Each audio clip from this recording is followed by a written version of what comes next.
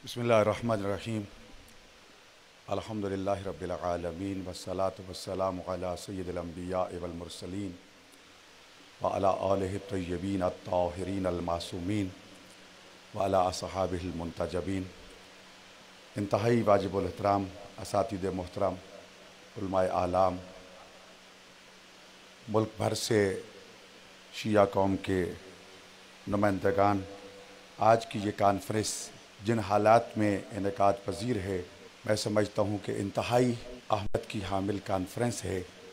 इस वक्त जबकि आलमी सतह पर दुश्मन इस्लाम और पाकिस्तान पर हमला आवर है, यहूदियत, आलमी इस्तकबार और उसमें उनके आलाकार अरब ममालिक जो हैं वो सब शामिल हो चुके हैं।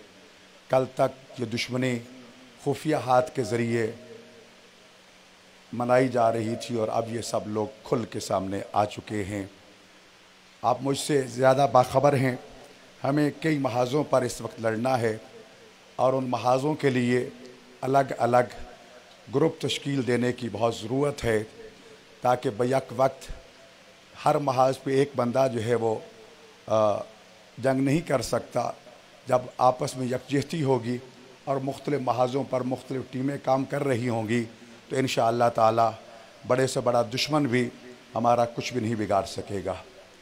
मुहर्रम उल हराम से पहले एक साजिश के तहत सऊदी अरब ने जलाली मलाउन को जनाब सैयदा तैयबा ताहिरा सदीक़ा कुबरा फिल आलमीन की अलैहिस्सलाम की तौहीन के लिए आगे गया और उसकी उस तौहीन को शिया सुन्नी मसला बनाने की भरपूर कोशिश की गई, लेकिन उसमें हमारे अहले सुन्नत, उलमा, मशाइख, दोस्तों ने भरपूर किरदार अदा किया और हत्तल मकदूर उसको शिया सुन्नी मसला नहीं बनने दिया।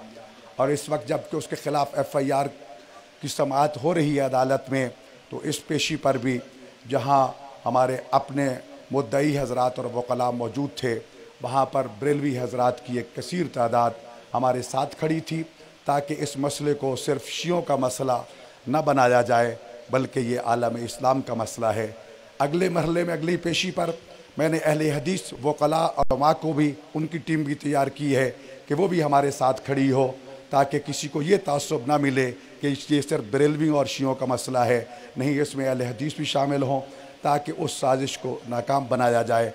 उसके बाद सुल्तानी नाम के बंदे को आगे लाया गया, जिसके लिए मुझे कई कॉन्फ्रेंसों में बड़ी बड़ी सरकारी शख्सियात ने, वज़रा ने ताना दिया कि ये आपका तोहफ़ा। मैंने उनके मुंह पे वापस ये तोहफ़ा मारते हुए कहा कि ये आपने भेजा था, ना ये हमारा है ना ये तुम्हारा है, हम इसके किसी कौल व फ़ेल के ज़िम्मेदार नहीं हैं।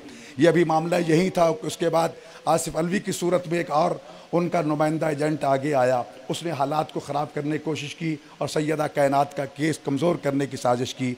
तो ये मुसलसल जो चीज़ें चल रही थी, इसके दौरान जो और साजिश हैं जिसकी तरफ मैं अपने बुज़ुर्गों को मुतवज्जे करना चाहता हूँ।